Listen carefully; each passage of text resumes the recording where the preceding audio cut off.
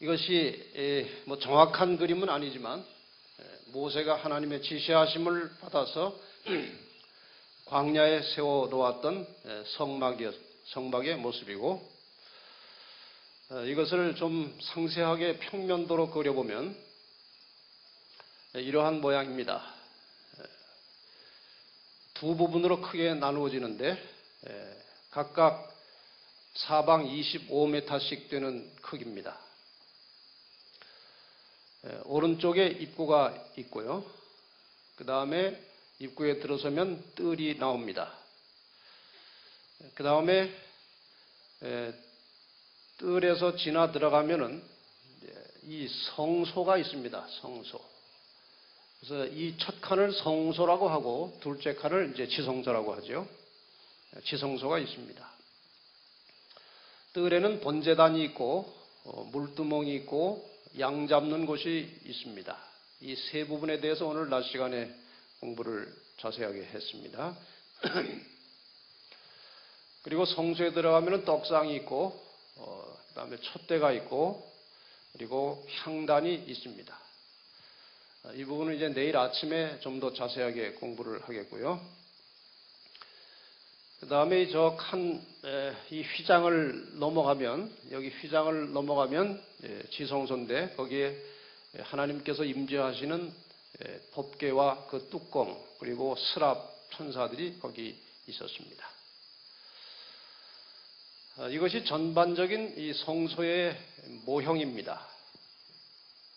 그런데 이 각 부분마다 뜰, 성소, 지성소 이 부분마다 인간의 구원과 어떤 관련을 가지고 있는지 매우 심오한 원리가 이 속에 들어있음을 발견하게 됩니다.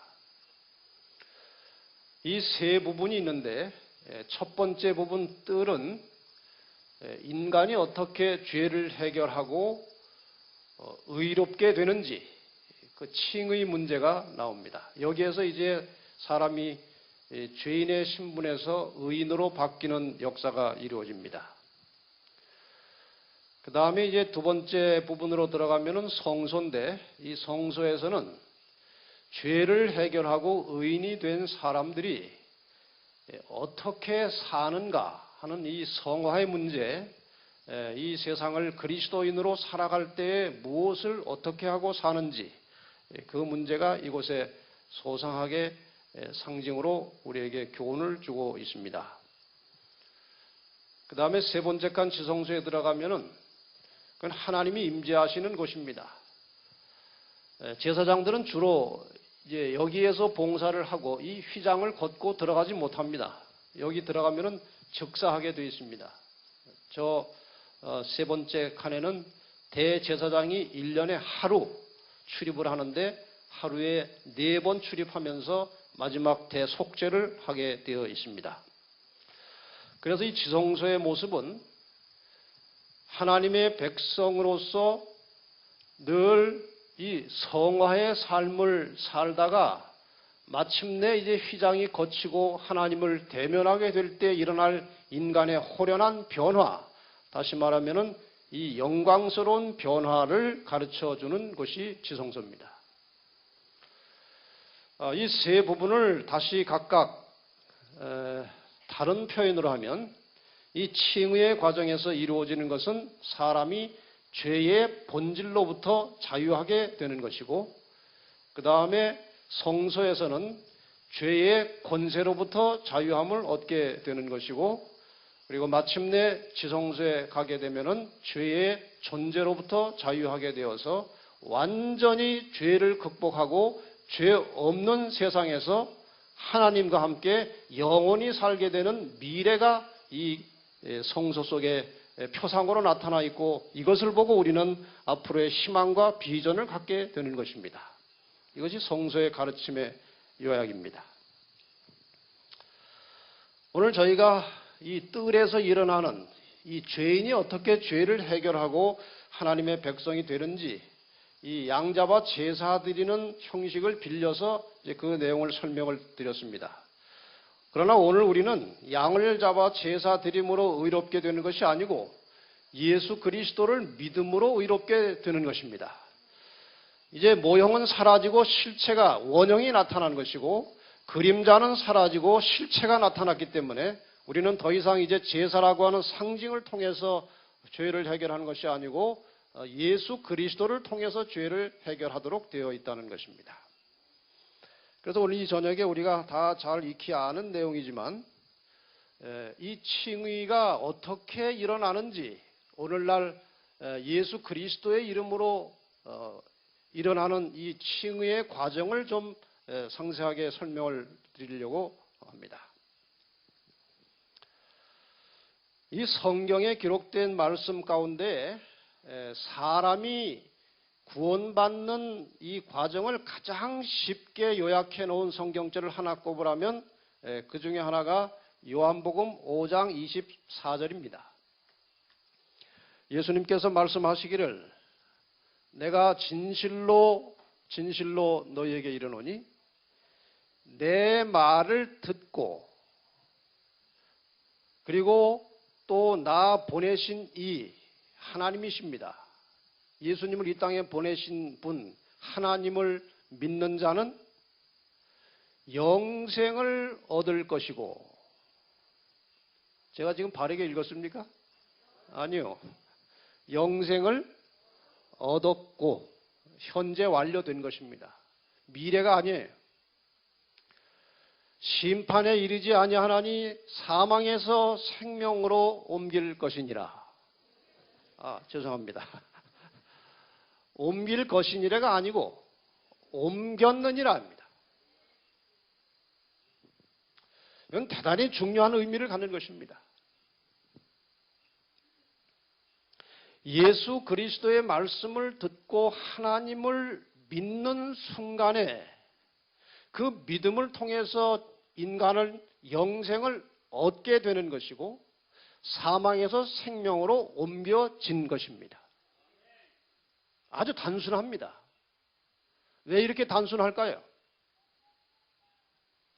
아담과 하와가 죽게 된 원인이 무엇입니까? 선악과를 따먹었다는 것은 하나님의 주권을 무시하는 것입니다.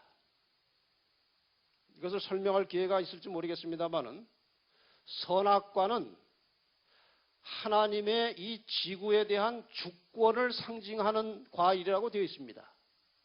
그래서 이 선악과를 먹는다는 것은 하나님의 주권을 무시하고 사람이 자기 스스로 살아보겠다는 것입니다.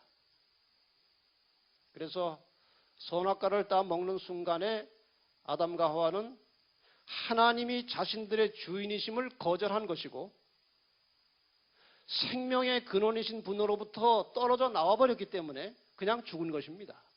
그것이 산 것처럼 보이지만 이미 죽은 것입니다.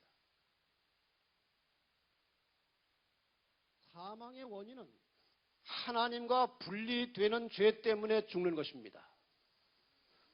우리의 인간의 죽음의 원인은 뭐 이렇게 시기하고 질투하고 또 살인하고 간음하고 이런 죄 때문에 죽는 것이 아니고 그것은 하나님과 분리된 결과지 그 죄 때문에 죽는 것이 아니고 우리를 죽게 만드는 그 원래의 죄는 하나님의 주권을 무시하고 스스로 서고자 하는 그 생명의 근원과 분리되었기 때문에 죽는 것입니다.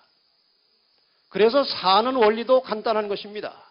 다시 하나님을 나의 주인으로, 나의 창조주로, 예수 그리스도를 통해서 그분을 믿고 그분을 나의 주인으로 영접하는 순간에 생명이 시작되는 것입니다.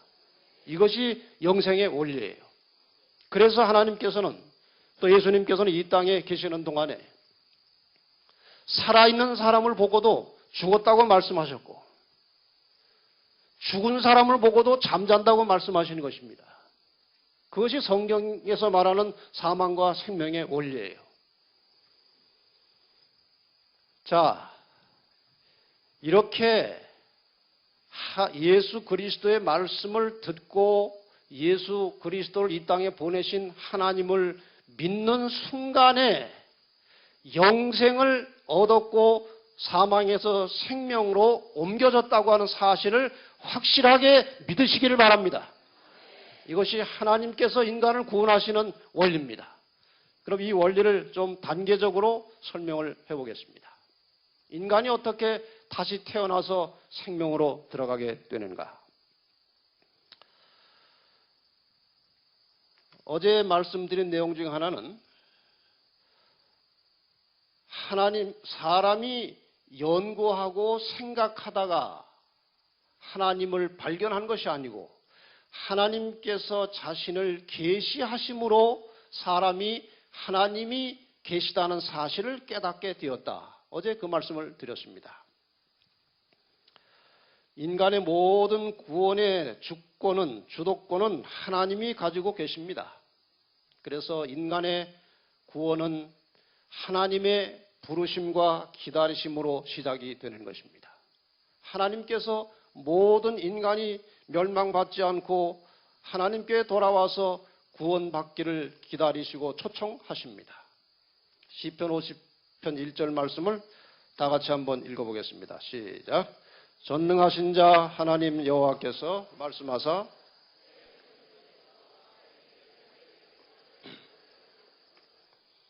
온 세상의 모든 사람을 하나님께서 부르셨습니다. 왜 부르십니까? 부르시는 목적이 무엇입니까? 괜히 한번 불러보시는 겁니까? 얘야 하고 불러보십니까? 목적이 뭡니까? 구원하시려고 부르시는 것입니다. 부르신 다음에 다시 또 이렇게 초청하십니다. 수고하고 무거운 짐진 자들아 다 내게로 오라. 내가 너희를 쉬게 하리라. 내가 너희를 구원하겠다. 나에게 오라.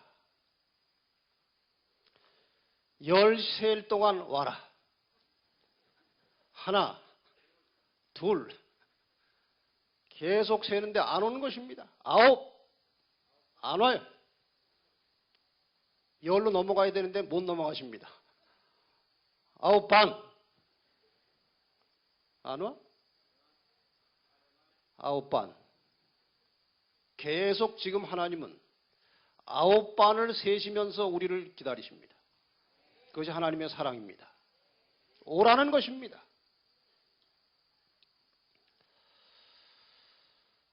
부르시는 방법이 여러 가지입니다.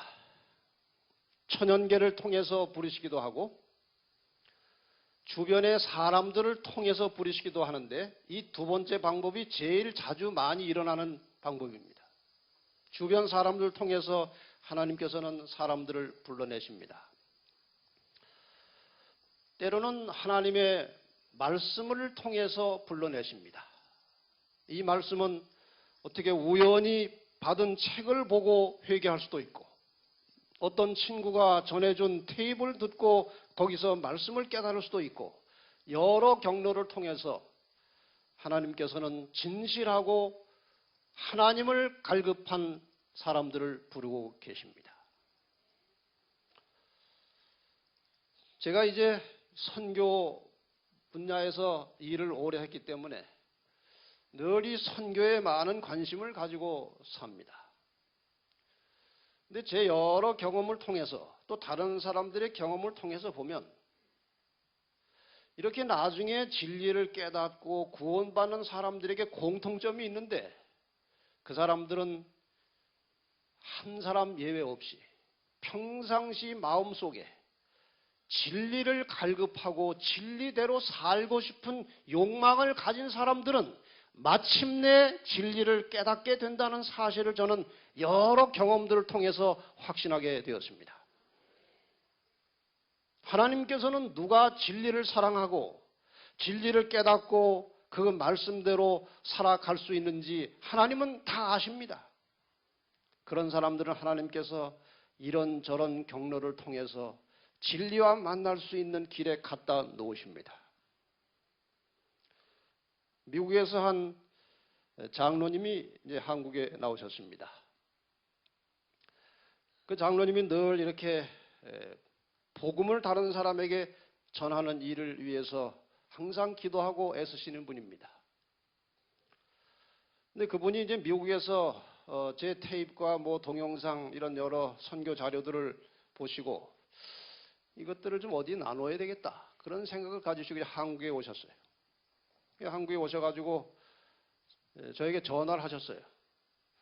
근데 그분이 제 중학교 1학년 때 사회과목 선생님을 하던 분입니다. 전화를 해가지고 그런 자료를 좀 달라고 하시길래 뭐 살려고 하시는데 뭐 제가 그거 파는 사람도 아니고 그냥 서해에다 연락해가지고 그 자료를 몇 개를 그냥 보내드렸어요. 만날 시간이 서로 타이밍이 안 맞아가지고. 그런데 이분이 그 테이프과 그 몇 가지 자료를 자기 친구에게 보냈습니다. 인천에 사는 자기 친구에게 보냈어요. 근데 이 친구 되는 분에게 왜 보냈을까요? 그분이 늘 진리를 사랑하고 말씀대로 살고자 하는 그런 진실한 분이기 때문에 보냈을 것입니다. 이분이 테이프과 내용을 받아가지고 열심히 듣고 공부를 했습니다. 장로교인입니다. 근데 이 말씀을 들으면 들을수록 진리라고 하는 사실을 깨닫기 시작하는 것입니다. 그리고 마침내 인천의 한 교회에 연결이 돼서 찾아가서 지금 부부가 함께 침례를 받고 재림교인이 되어서 이 자리에 와 계십니다. 지금 어딘지 뭐 찾을 필요는 없습니다. 어떻게 불러내셨습니까? 주변 사람과 말씀을 통해서 불러내신 것입니다. 여러 가지 방법으로 하나님은 진실하게 찾는 자들을 불러내십니다. 이건 아주 특수한 경우지만 꿈을 통하여 또 불러내는 분도 계십니다. 미국의 한 침례교회 목사님이 우리 재림교회 교리를 공부하다가 재림교인이 되었습니다. 그래서 미국의 한 교회에서 그 도로가에서 좀 이렇게 자금을 모아가지고 이 삼육대학에 공부를 하러 보냈어요. 이분이 공부를 하러 삼육대학 와서 이제 공부를 다 마친 다음에 제가 이제 연합회 목회부에 있을 때인데 들어가면서 제 사무실에 오셨습니다. 그리고 이야기를 시작했어요. 그래서 이야기를 하시다가 목사님 제가 이 안식일교회에 와서 신앙생활을 하고 공부를 하면 할수록 하는데 가슴이 철렁해요. 되게 오래 있으면 있을수록 좋아지는 경우보다 안 좋아지는 경우가 더 많습니다. 그래서 아주 순간 긴장이 되는데 이 교회에 와가지고 시간이 흐르면 흐를수록 정말 이 교회가 남은 교회라는 확신을 가지게 됩니다. 그러는 거예요. 그래서 아주 그냥 후 하고 이제 안심을 하게 되는데 왜 그렇게 되셨습니까? 예언의 신 때문에 그렇다는 것입니다. 대개 다른 교회에서 오신 분들은 예언의 신에 대해서 거부감을 갖는데 아니 목사님은 웬일이십니까? 자기가 개종하기 전에 이런저런 과정 속에서 할 무렵에 꿈을 꾸었는데 한 여자가 나타나서 자기에겐 매우 중요한 진리를 가르치더라는 것입니다. 이상하다 하고 이제 나중에 그 얼굴이 생생하게 기억이 나는데 여기 이 교회에 와서 보니까 엘렌지 화이트하고 똑같이 생겼더라는 겁니다. 그래가지고 아주 확신을 가지고 이 재림교회 교인이 된 사람도 있어요. 그렇게도 불러내십니다. 때로는 고통과 시련을 통해서 하나님께서는 사람이 하나님을 찾도록 역사하십니다. 대개 전쟁이 일어나면 전쟁 직후가 되면 교인들이 많이 늘어납니다.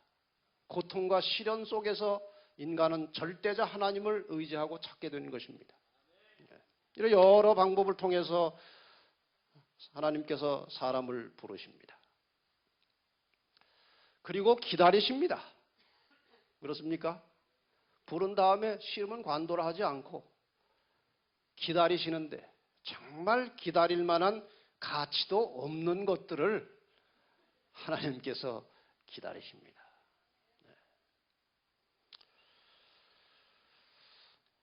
한 번은 저희 집사람이, 제가 회기동 살 때입니다. 회기동 살 때인데 이렇게 구두를 수선하러 가서 이 조그만 구두 수선집에 갔었어요. 가서 보니까 구두를 이제 고치는 동안에 이제 그 조그만 이 구두 수선하는 방 벽에 글이, 식기가 여러 개가 있었어요. 그래서 그 시를 보고, 아저씨 이 시를 누가 쓴 겁니까? 자기가 썼다고 그러더래요. 근데 얼마나 시가 좋은지요. 그래서 이제 자꾸 물었더니 그 시를 어떻게 쓰게 되었는지, 여러 시가 있는데 그 시를 어떻게 쓰게 되었는지 이제 가르쳐 주는 것입니다. 이 사람이 전라남도 장성에서 살는 사람인데 아주 성실하게 일해가지고 돈을 꽤 많이 벌었습니다. 그래서 한 여인을 만나서 결혼을 했어요. 근데 한 2년 정도 지나는 동안에 이 여자가 나쁜 마음을 먹고 돈을 현금으로 챙길 수 있는 것을 다 몰래 챙겨서 모았다가 2년 만에 도망을 갔습니다. 2억을 챙겨가지고. 그런데 그 남자가 이상한 사람이에요. 이 여자가 밉지가 않고 찾고 싶은 것입니다. 돈 때문에 찾고 싶은 게 아니고 그 여자에 대한 사랑 때문에 그 여자를 찾고 싶은 거예요. 그래서 하던 일을 그만두고 걸어서 갈 만한 곳을 샅샅이 뒤지고 돌아다녔습니다. 걸어서. 그래서 서울까지 올라왔는데 70일을 걸었다는 것입니다. 근데 형제들이 아무리 포기하라고 해도 사랑하고 찾겠다는 것입니다. 돈 그거 다 써도 괜찮은데 그 사람이 돌아왔으면 좋겠다는 것입니다. 그래서 이 형제들이 하도 딱 해가지고 돈을 좀 모아서 구석에 그 구두수선한 집을 하나 차려준 거예요. 먹고 살라고. 장가도 안 가고 구두만 고치면서 이제 기다리는 겁니다. 하나님 믿으면 기도라도 하며 기다릴 텐데 그냥 기다리는 겁니다. 그래서 이제 그 기다리는 마음을 시로 썼다는 거예요. 우리 집사람이 와서 그 얘기를 하길래 빨리 가가지고 그 시를 좀 베껴오라고 그랬어요. 우리 집사람이 가서 베껴왔어요. 보니까 정말 기다릴 가치도 없는 인간을 기다리는 하나님의 사랑을 어렴풋이 느낄 수가 있었습니다. 이런 시입니다.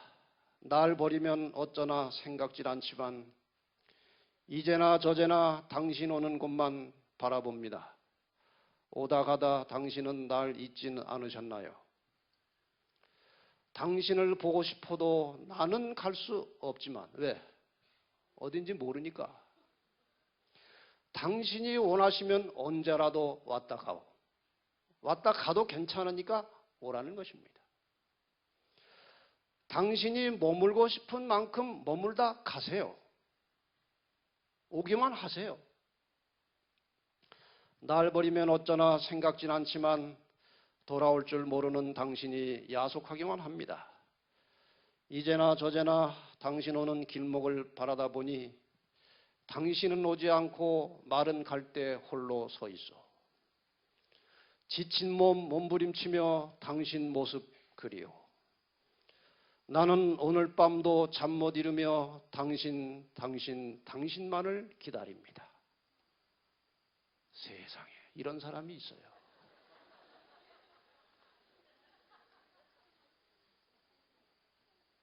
하나님께서 이 사람의 마음보다 훨씬 더 지극한 사랑으로 우리를 기다리고 계시는 것입니다. 돌아오기를 기다리고 계시는 것입니다. 혹시 교회는 아직 다니고 있지만 전심으로 하나님 품에 돌아오지 못한 분들은 이번 기간에 하나님의 품에 안기시기를 바랍니다. 아직 하나님을 알지 못하고 그저 교회만 잠시 왔다 갔다 하시고 아직 침례를 안 받으시고 아직 교인이 안 되신 분들 이번 기간 동안에 하나님의 품으로 돌아오시기를 바랍니다. 그 하나님이 이런 마음으로 우리를 부르시고 기다리고 계십니다. 이러한 하나님의 간절하고 애절한 부르심에 대한 반응을 믿음이라고 합니다. 믿음. 요한복음 3장 16절의 말씀 우리가 잘 압니다. 하나님이 세상을 이처럼 사랑하사 독생자를 주셨으니 이는 저를 믿는 자마다 어떻게 하는 자마다 믿는 자마다 멸망치 않고 영생을 얻게 하려 하심이니라. 여기에 아무런 우리의 행위가 들어있지 않아요. 독생자 예수 그리스도께서 나의 구주이심을 믿으면 영생을 얻게 하시겠다는 것입니다. 왜냐하면 그 믿음을 통해서 생명의 근원이신 하나님과 연결되기 때문에 영생한다는 것입니다. 그 믿음의 구체적인 내용에 대하여 히브리 11장 6절은 이렇게 설명하고 있습니다. 믿음이 없이는 기쁘시게 못하나니 하나님께 나아가는 자는 믿음을 가진 자는 그가 계신 것과 하나님이 계시다는 사실과 또한 그가 하나님이 자기를 찾는 자들에게 상 주시는 이심을 믿어야 할지니라. 믿음은 이 두 가지에 대한 믿음이에요. 여러분 다 믿음이 있습니다. 이 상은 영생의 상급입니다. 한번 질문을 할까요? 하나님이 계시다는 사실을 믿으십니까? 하나님이 자기를 찾는 자들에게, 자기에게 나오는 자들에게 영생의 상급을 주시는 분이라고 믿으십니까? 그러면 구원은 성립된 것입니다. 이렇게 하면 끝나는 것입니다. 그런데 그렇게 하는 것이 저절로 되는 것이 아니고 고린도전서 12장 3절에 이런 과정 속에서 그런 일이 일어난다고 말씀하십니다.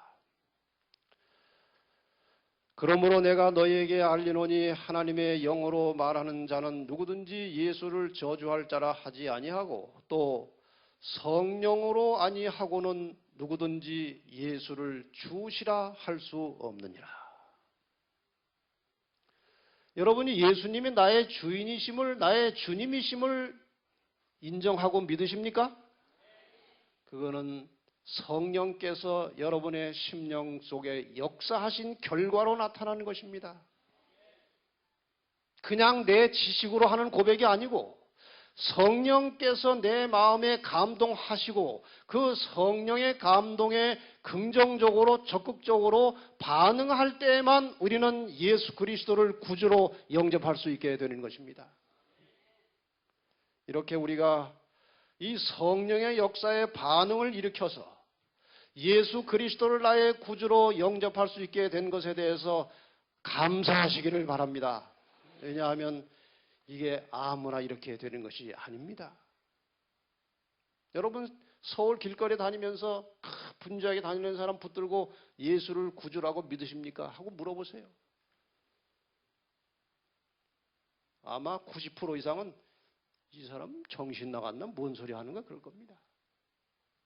그런데 우리가 이렇게 하나님이 계심을 깨닫게 되고 예수 그리스도가 나의 구주이심을 믿음으로 영접해서 이 하나님과 연결된 삶을 산다는 것이 얼마나 큰 축복인지 모릅니다.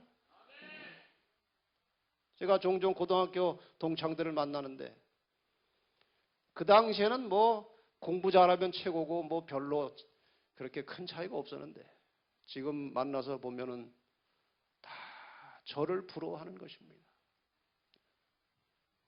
많은 친구들이 교회를 떠나가 버렸어요. 떠나가서 한 50, 그러니까 이제 인생을 한 50대 후반, 이제 60대가 가까워지니까 뭔가 허전한 것입니다. 그래서 하나님을 믿는 것이 얼마나 큰 축복인 것을 이제서야 서서히 깨닫는 것입니다. 우리가 이렇게 하나님을 믿고 사는 것에 대해서 내일 안식일에 감사헌금 좀 하세요. 이거 얼마나 감사한 일입니까? 보겠습니다. 얼마나 들어오는지. 이 믿음이 있다면은 믿음의 증거가 있어야 합니다. 이 믿음의 증거가 바로 회개를 통해서 거듭나게 되는 것입니다. 사도행전 2장 38절과 39절에 보면은 베드로가 이제 여러 사람들 향해서 예수 그리스도가 구주이심을 증거하게 되었을 때 많은 사람들이 그 말씀을 듣고 마음에 찔림을 받았습니다. 성령의 감동하심이 느껴졌습니다. 왜냐하면 말씀을 전하는 이 베드로가 성령이 충만한 사람이었기 때문에 그 말씀을 듣는 사람들도 그 성령의 움직이는 역사를 느끼게 된 것입니다. 그래서 베드로와 다른 사도들에게 물어 가로되 형제들아 우리가 어찌할꼬? 내가 당신들의 말을 듣고 정말 예수를 믿고 하나님 믿기를 원하는데 어떻게 하면 되겠느냐 하고 물었어요. 베드로가 가로되 너희가 회개하여 각각 예수 그리스도의 이름으로 침례를 받고 여러 많은 성경에 세례라고 되어 있지만 원어를 따져보면 침례가 맞기 때문에 또 침례라고 기록된 성경도 있기 때문에 제가 이렇게 침례를 사용하고 있습니다. 나중에 다시 설명을 드리겠습니다. 침례를 받고 죄 사함을 얻으라. 그리하면 성령을 선물로 받으리라. 이 회개하여 침례를 받는다는 것이 무엇이냐 하는 것입니다. 믿음은 가졌어요. 하나님께서 계시다는 것 믿게 되었습니다. 하나님이 자기를 믿는 자들에게 영생의 상급을 주신다는 것도 믿게 되었습니다. 그 다음에 회개하고 침례를 받으라고 했는데 이것이 무슨 뜻이냐 하는 것입니다. 여기 그림을 통해서 좀 설명해 보십시다. 이쪽에 하나님의 뜻이 있고 이쪽에 인간의 의지와 세속적인 욕망이 서로 반대편에 자리를 잡고 있습니다.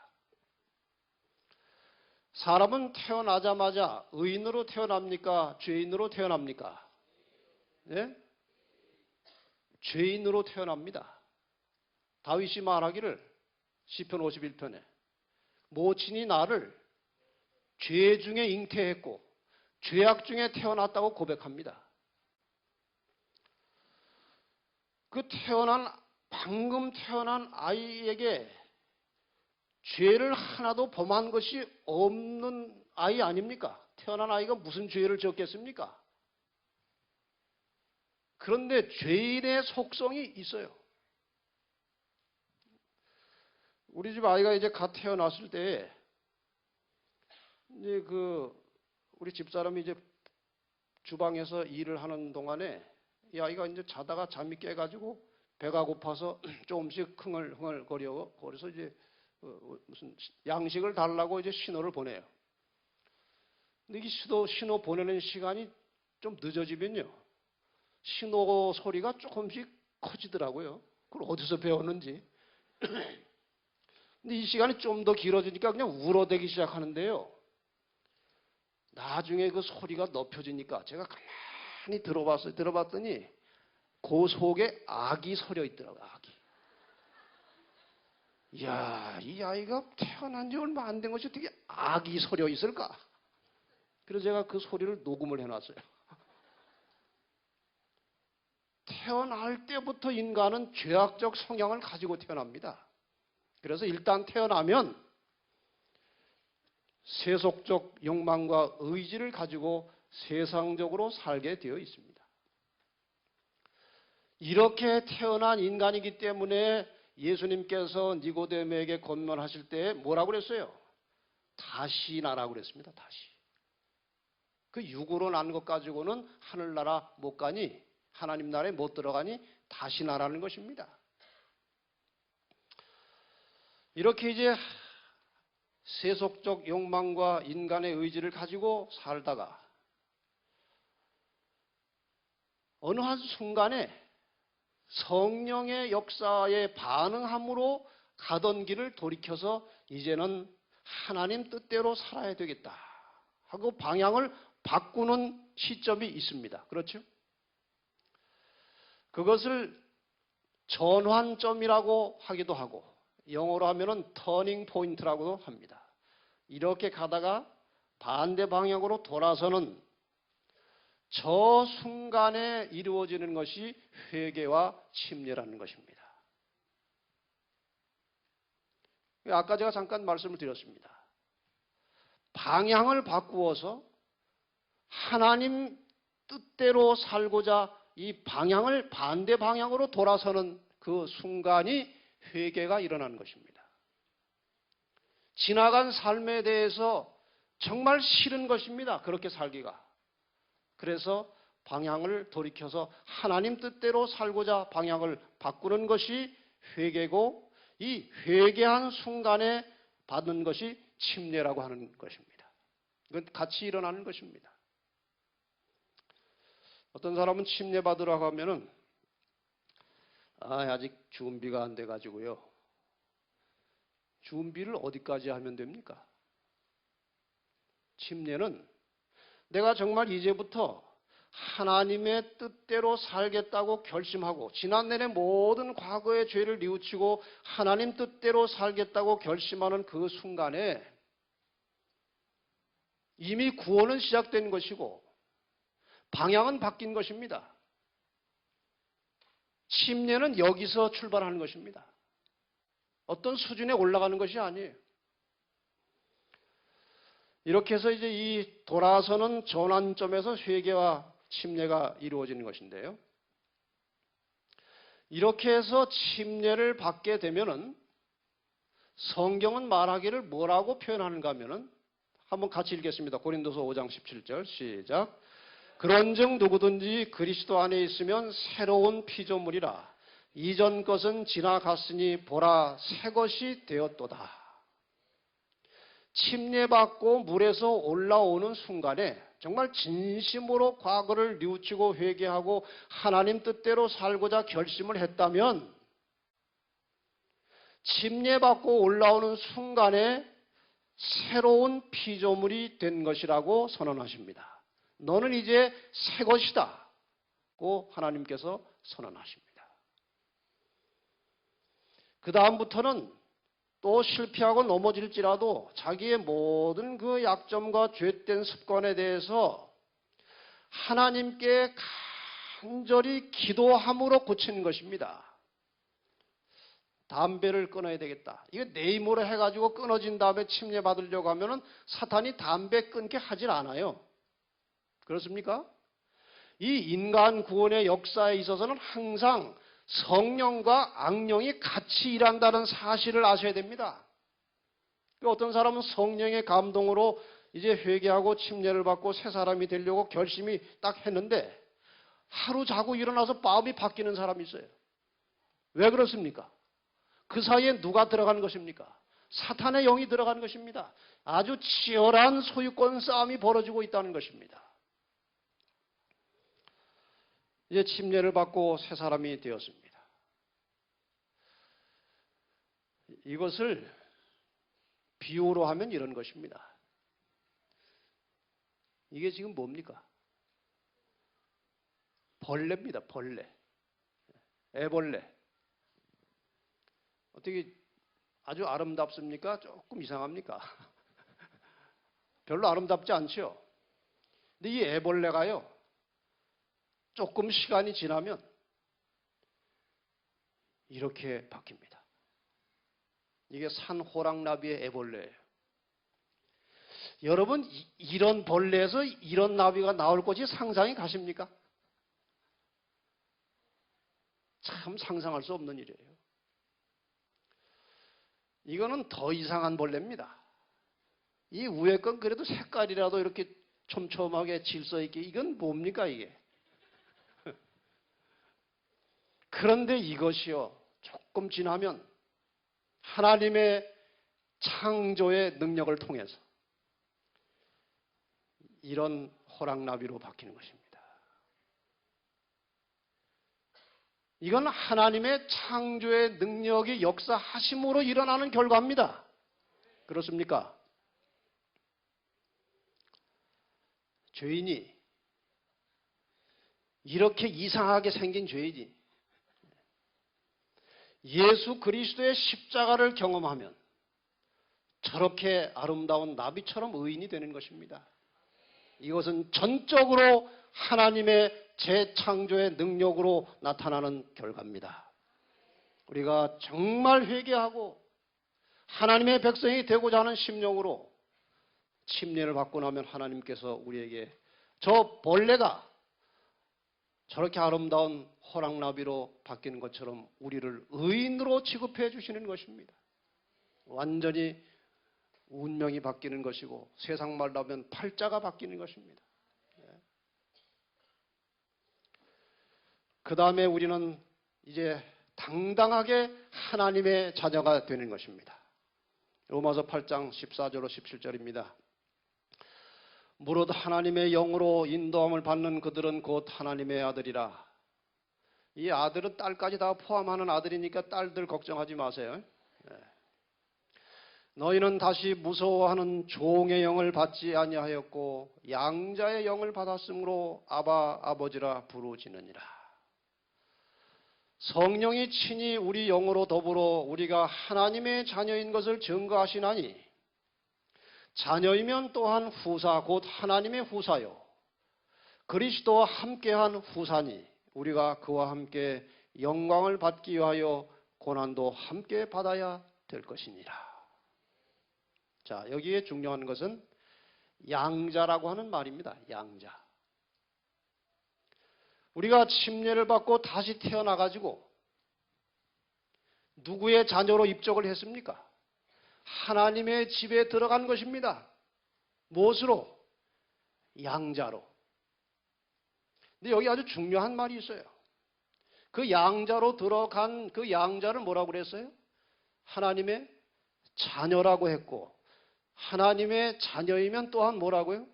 후사라고 했는데 이 후사라고 하는 말은 상속자라는 뜻입니다. 상속인이라는 뜻입니다. 곧 하나님의 후사요. 그리스도와 함께한 후사니 이 말은 예수 그리스도께서 이 세상의 모든 죄악을 극복하시고 승리하시고 하늘에 가셔서 하늘의 기업을 받으신 것처럼 그리스도와 함께 후사된 우리도 그리스도처럼 하늘나라를 상속받을 권한이 있다는 것입니다. 이것이 후사예요. 하늘나라를 상속받으시기 원하십니까? 확실하게 아멘 하셨습니까? 안 하시는 분도 하시겠습니까? 예. 근데 지금 아멘 하신 분들은 이 말씀을 잘 보시기 바랍니다. 그와 함께 영광을 받기 위하여 예수님처럼 하늘나라를 상속받으려면 그분처럼 무엇도 고난도 함께 받아야 될 것이니라. 여러분, 하늘의 후사로서 하늘나라를 상속받을 상속인으로서 하늘나라를 받기 원하신다면 예수님께서 당하시고 받으셨던 고난도 받을 각오를 하셔야 하는 것입니다. 하나님, 고난은 싫습니다. 하늘나라만 주십시오. 됩니까? 안 됩니다. 하늘나라를 상속받기 원하는 후사들은 예수님처럼 온갖 고난뿐만 아니라 목숨까지라도 바칠 각오를 하고 하나님 뜻대로 순종하고 사시기를 바랍니다. 그것이 자격 있는 후사입니다. 결국 인간의 신분이 이렇게 변화되는 것입니다. 우리가 처음에 창조되었을 때는 하나님의 자녀였습니다. 그런데 그 하나님의 말씀에 불순종하고 하나님을 불신함으로 저쪽으로 사막으로 넘어가서 사탄의 종이 되었습니다. 그런데 사단의 종이 되고 보니까, 사단의 자녀가 되고 보니까 이 아비가 얼마나 나쁜 아비인지, 맨날 나쁜 생각만 하게 하고 나쁜 행동하게 하고 안 좋은 일만 만들어내서 도무지 이 아비하고 살 수가 없어요. 아비를 바꾸는 방법이 있습니까? 아버지를 바꾸는 방법이 있습니까? 있어요, 없어요? 다른 집에 양자로 들어가면 아버지를 바꾸는 것입니다. 그렇습니까? 그래서 이 아비가 너무 싫어가지고 다른 집으로 갈 길이 없나 하고 찾아봤더니 길이 있는 거예요. 원래 그 아버지께로 돌아가면 되는 것입니다.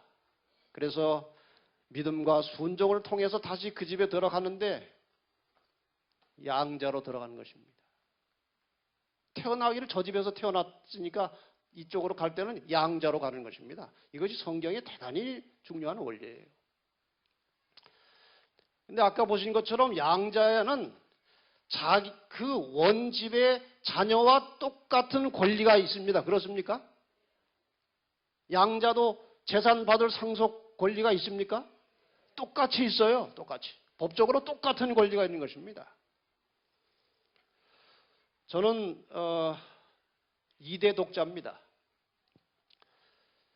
저희 아버님 아들 하나이시고 저희 고모님이 3분 계셨어요. 저도 아들 하나고 제 밑에 여동생이 4번까지 있습니다. 그리고 확실히 2대 독자지요.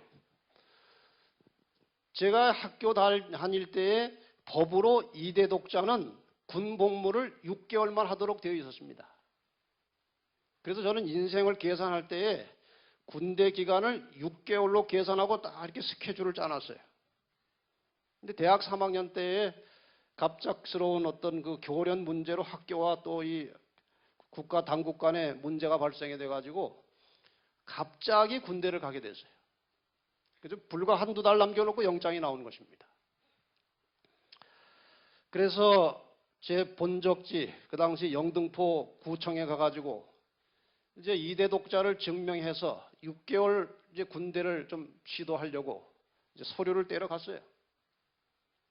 담당자가 여기 들춰보더니 당신은 1대 독자입니다. 그래요. 아니 왜 1대 독자입니까? 우리 아버지도 독자도 나도 독자인데. 당신은 독자로 되어 있는데 당신 아버지가 독자가 아닙니다. 그래요. 아니 우리 할머님이 딸 셋을 낳은 후에 40이 넘어서 우리 아버님을 낳으셨어요. 더 이상 낳을 수도 없어요. 근데 어찌하여 우리 아버지가 독자가 아닙니까? 보더니 양자가 하나 들어있다는 것입니다. 이 할머님이 딸 셋을 낳고 40이 다 돼가는데 아들이 없으니 어디 다른 그 친척집에서 아들을 하나 데려다가 호적에다가 양자를 올려놓은 거예요. 그리고 우리 아버지 집에 아들이 둘이 있는 것입니다. 호적상에. 뭐 거기서 아무리 해봐야 소용도 없을 것 같아요. 그래서 물었어요. 그 어떻게 좀 지워버릴 수 없냐고 그랬어요. 그랬더니 재판을 하라는 겁니다. 재판. 그런데 재판을 하더라도 당신이 20살 되기 전에 재판을 해야 유효하지 20살 넘어서 재판하면은 군대를 기피하기 위한 고의적인 목적으로 간주되어서 안 된다는 것입니다. 그래서 아주 깨끗하게 포기하고 3년 잘 갔다 왔습니다. 제가 그때 느낀 것이 이 양자의 고난입니다. 양자는 아들과 똑같은 것입니다. 그리고 상속권이 있는 것입니다. 그리고 더 하나 배운 중요한 교훈은 그 양자를 떼어내기가 그렇게 어렵다는 것입니다. 여러분 하나님 집에 양자로 들어온 이상 나가기가 쉬운 게 아닙니다. 그렇게 쉽게 나갈 수 없어요. 잘 못 빠져나갈 겁니다. 이것이 하나님께서 인간을 구원하시는 섭리예요. 얼마나 감사합니까? 어떻게 해서라도 구원하시려고 애쓰시는 분인데 그 손을 뿌리치고 나간다는 것은 사람도 아닙니다. 우리 하나님께 감사하십시다. 그래서 이제 우리가 하나님의 양자로 입적하려면은 이제 호적 절차를 해야 되지 않습니까? 호적을 떼서 옮겨야 되는 거 아닙니까? 그 호적 절차 옮기는 그 중요한 순간이 침례를 받는 거예요. 로마서 4장 5절에 보면은 이를 아니할지라도 경건치 아니한 자를 의롭다 하시는 이를 믿는 자에게는 그의 믿음을 의로 여기시나니. 우리가 의를 행한 것도 없고 하나님의 사업을 위해서 뭐 대단히 충성한 것도 없고 그렇다고 무슨 점잖게 경건하게 사는 것도 아닌데 이 죄인을 의롭다고 하시는 분, 무엇을 보고? 우리의 믿음을 보고 이 죄 많은 인간을 의롭다고 하시는 분이 하나님이십니다. 그래서 이제 감사하며 침례를 받는 것입니다. 베드로전서 3장 21절 물은 예수 그리스도의 부활하심으로 말미암아 이제 너희를 뭐하는? 구원하는 편이 곧 무엇이라? 침례라. 육체의 더러운 것을 제하여 버림이 아니요 오직 선한 양심이 하나님을 향하여 찾아가는 것이라. 그래서 침례가 중요한 것입니다. 자, 이제 침례를 받고 난 후에는 갑자기 사람이 완전히 바뀌는 것이 아니라 이 경향과 의지가 바뀌는 것입니다. 하나님의 뜻대로 살고 싶은 욕망이 이 속에서 일어나는 것입니다. 그리고 하나님 뜻대로 살게 해달라고 하나님께 도움을 구하는 그것이 달라진 것입니다. 그래서 이제 이 전환점에서 하나님 쪽으로 방향이 바뀌어지면 이제는 하나님을 향하여 찾아가는 것입니다. 가다가 넘어질 수 있어요. 잠시 곁길로 나갈 수도 있습니다. 그러나 중요한 것은 우리의 시선을, 우리의 방향을 하나님께 고정시켜 놓으시기를 바랍니다. 우리가 혹시 삐뚤어 나가더라도 우리의 방향이, 우리의 시선이 하나님을 향하고 있다면 여전히 하나님은 우리를 양자로 간주해 주실 것입니다. 그리고 여기 잠언 24장 16절에 말씀하시기를 대저 의인은 7번 넘어질지라도 어떻게 한다고요? 다시 일어나려니와. 여기 만약에 대저 의인은 넘어지지 않으려니와 이렇게 했으면 우리는 절망입니다. 의인도 어떻게 한다는 것입니까? 넘어질 수 있다는 것입니다. 그러나 악인과 다른 점은 뭐라고요? 다시 일어나는 것입니다. 왜? 방향이 하나님을 향하고 있기 때문에 손만 뻗으면 그분이 잡아서 일으켜 주시는 것입니다. 이것이 우리가 하나님을 향해서 나아가는 것입니다. 그런데 여기 또 장치가 하나 되어 있는데 히브리 2장 17절 18절에 보면 그러므로 그가 범사의 형제들과 같이 되심이 마땅하도다. 이는 하나님의 일에 자비하고 신실한 대제사장이 되어 백성의 죄를 속량하려 하심이라. 그가 예수님이 시험을 받아 고난을 당하셨은 즉 시험 받는 자들을 능히 도우실 수 있느니라. 여러분 혼자 하나님 뜻대로 살려고 노력하지 마시기를 바랍니다. 해봐야 아무 소용이 없는 것입니다. 우리가 하나님을 향하여 찾아가는 동안에 여러 가지 시험을 받고 고난을 받을 때마다 모든 그러한 경험을 이미 하셨던 그리고 승리하셨던 예수님께 도와달라고 요청하시기를 바랍니다. 혼자 하려고 하지 마세요. 할 수 없습니다. 주님께서 정말 우리가 도움을 요청하기를 기다리고 계시기 때문에 우리가 손만 내밀면 주님께서 우리를 도우셔서 일으켜주시고 다시 하나님께 나가도록 도와주실 것입니다. 이제 침례에 대해서 조금 더 알아보고 마치겠습니다. 왜 침례를 주느냐? 예수님께서 그렇게 하라고 명령을 하셨습니다. 마태복음 28장 19절 우리가 잘 아는 말씀이지요. 그러므로 너희는 가서 모든 족속으로 제자를 삼아 아버지와 아들과 성령의 이름으로 침례를 주고 내가 너희에게 분부한 모든 것을 가르쳐 지키게 하라. 주님께서 그렇게 명하셨습니다. 그러면 그 침례의 의미가 무엇이냐? 이 침례의 의미를 로마서 6장 3절로 5절만큼 정확하게 표현한 것이 없습니다. 무릇 그리스도 예수와 합하여 침례를 받은 우리는 그의 죽으심과 합하여 침례를 받은 줄을 알지 못하느냐. 침례는 예수님의 죽으심과 같이 죽는다는 뜻이라 이것입니다. 그러므로 우리가 그의 죽으심과 합하여 침례를 받음으로 그와 함께 장사되었나니 이는 아버지의 영광으로 말미암아 그리스도를 죽은 자 가운데서 살리심과 같이 우리로 또한 새 생명 가운데서 행하게 하려 함이라. 만일 우리가 그의 죽으심과 같은 모양으로 연합한 자가 되었으면 또한 그의 부활과 같은 모양으로 연합한 자도 되리라. 이 말씀 속에는 침례가 예수 그리스도의 죽음과 장사와 부활과 직결되어 있다는 것입니다.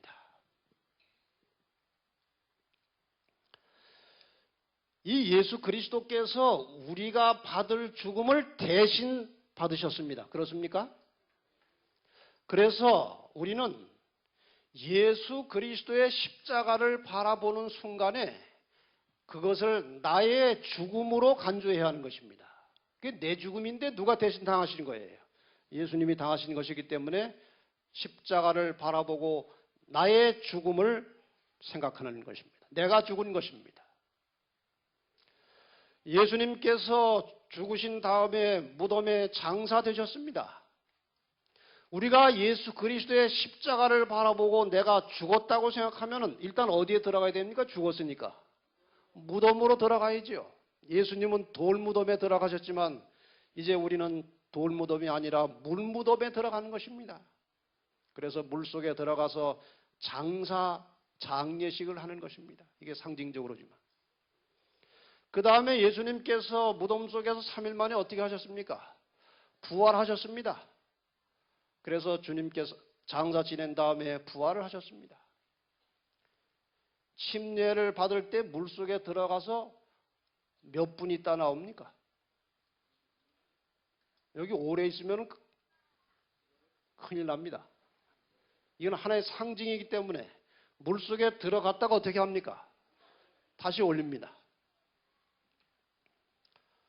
그런데 이 물속에 들어가면서 안 죽으려고 하는 사람들이 있어요. 제가 서울중앙교회에 있을 때 거기 이제 노인 어르신들이 은필쌤 활동을 통해서 설교도 듣고 또 뭐 실제로 회개하는 침례도 받고 하는 분들이 꽤 많이 있습니다. 근데 연세들이 많아서 제가 이제 침례식을 보통 뭐 한 번 20명, 30명씩 하는데 얼마나 힘이 드는지 몰라요. 어떤 사람은 이렇게 물속에 넣는데요. 안 들어가려고 그냥 애를 쓰는 거예요. 어떤 사람은 이렇게 눕혔는데 옆에 창틀을 딱 잡고 안 넘어가는 거예요.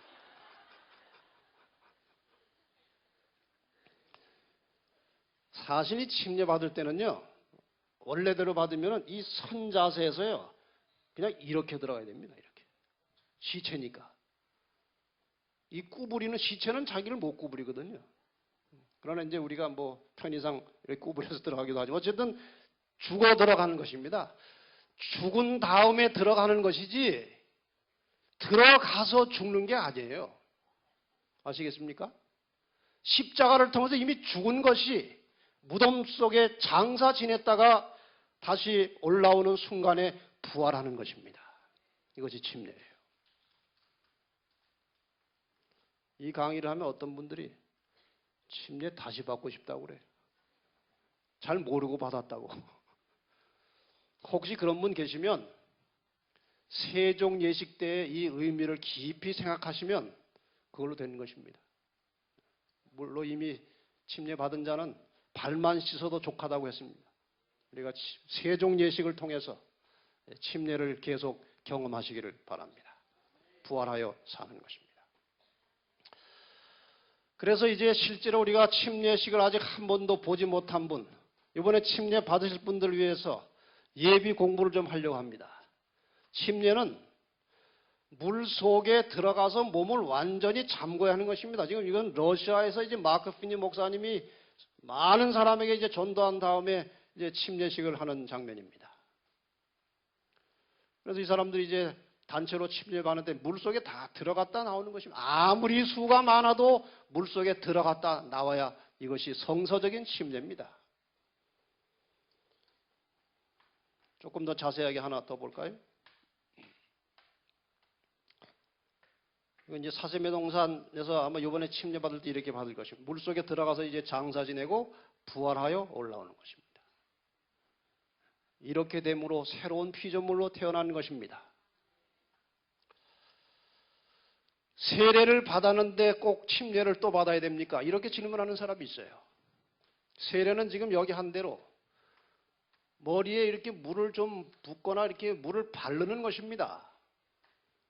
저건 죽은 자가 장례식하러 들어가는 것하고는 전혀 상관이 없는 일입니다. 세례는 성경의 침례를 대신할 수 없는 것입니다.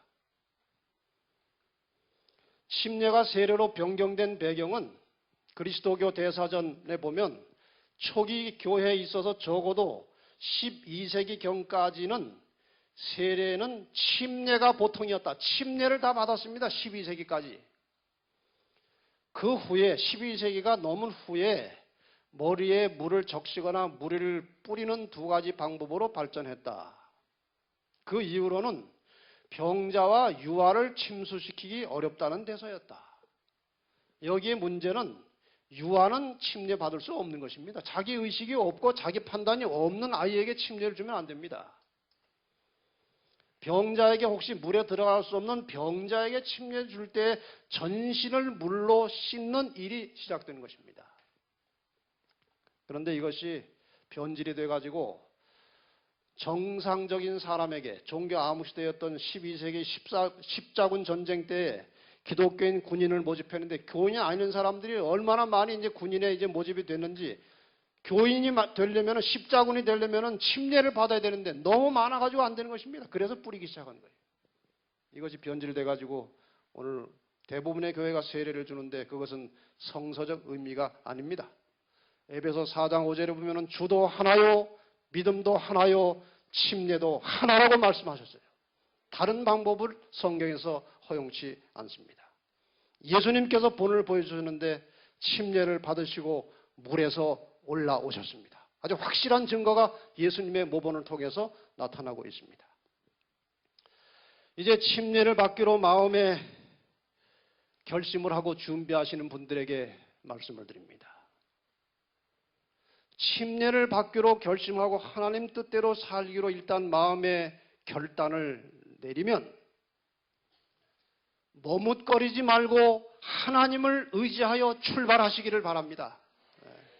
여기에서 머뭇거리고 다른 이상한 생각이 들어서 자꾸 보류하게 되면 반드시 사탄이 들어와서 내가 내 손아귀에 있다가 어디로 가려고 하느냐? 다시 와라.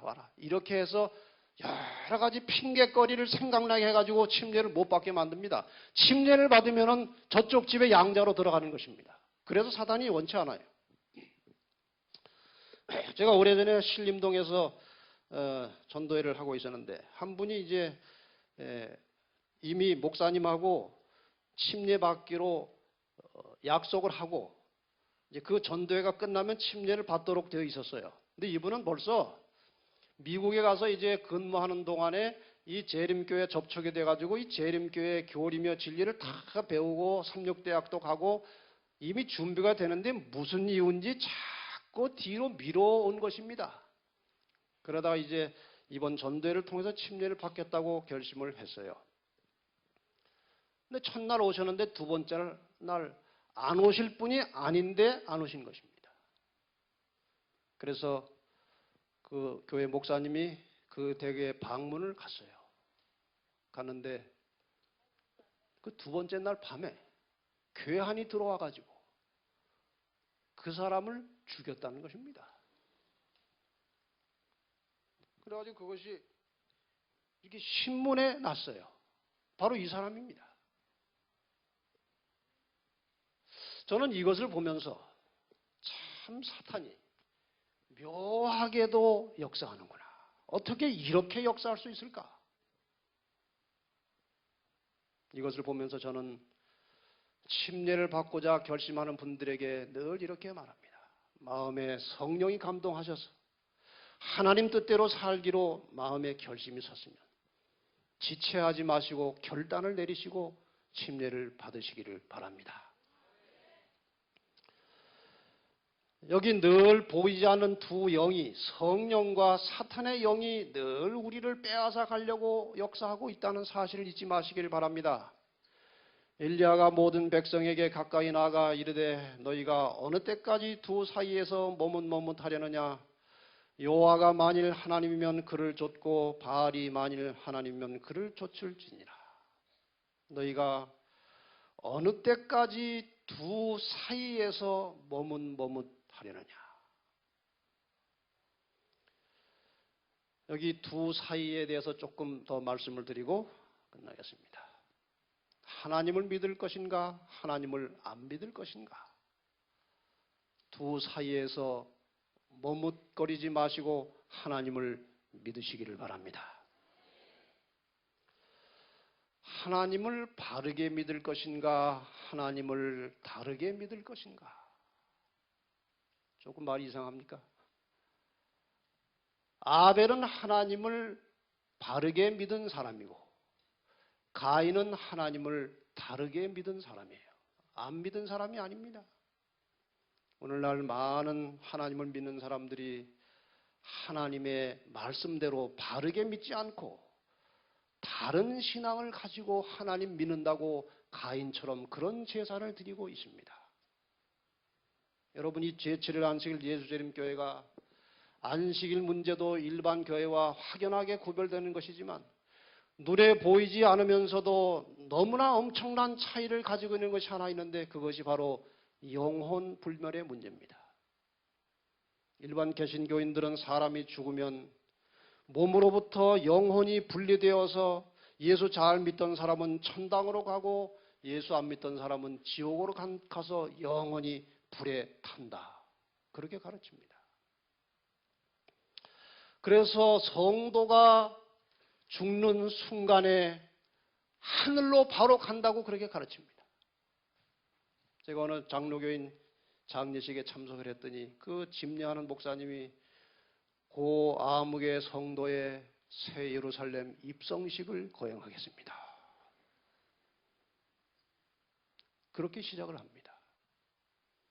그러나 성경은 어디에도 사람이 죽는 순간에 영원히 구원받는다는 오해받을 만한 성경절은 혹시 있을지 몰라도 그런 교리는 성경에 없습니다.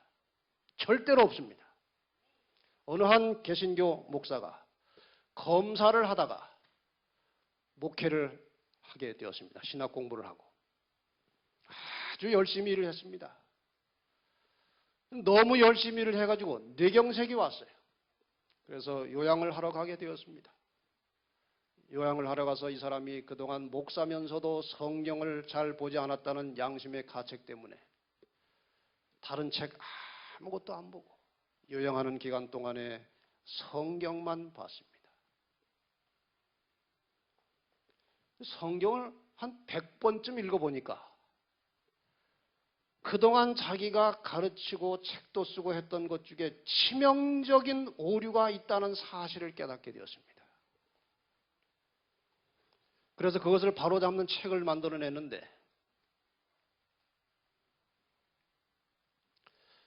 이렇게 쓰고 있습니다. 1994년 이후 모든 세상 일을 폐하고 요양을 위해 지방으로 내려가 수년 동안 성경을 100회 통독을 하고 비로소 기존의 나의 견해에 오류가 있음을 발견하게 이르렀다. 성경을 100번 읽고 나니까 그동안 가르쳤던 것 중에 아주 치명적인 오류가 있다는 사실을 본 것입니다. 그래서 그것을 바로잡는 뜻에서 인간의 사후세계라는 책을 만들어서 펴냈습니다. 그 책이 바로 이 책입니다. 이분이 이재훈 목사님이십니다. 이 책 제일 표지 앞에 이 내용에 뭐라고 되어 있는지 아십니까? 죽은 자의 영혼은 없다. 전생이 있다는 영혼 재생설이나 죽은 자의 영혼이 천당이나 지옥에 간다는 영혼 불멸설은 모두 비성경적인 인간이 만들어낸 허상일 뿐이다.